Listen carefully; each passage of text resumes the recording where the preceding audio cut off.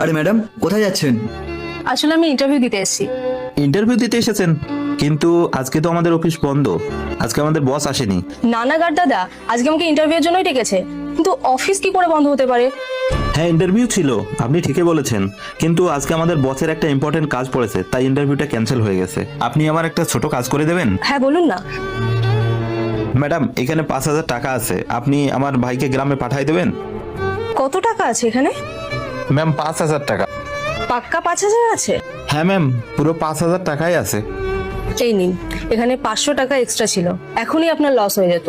বলছি, আপনি আমাকে আরেকটা সাহায্য করবেন? তাহলে খুব ভালো হতো। হ্যাঁ বলুন।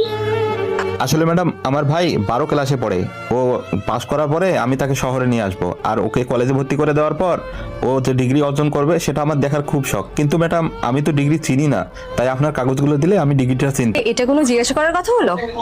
এই নিন।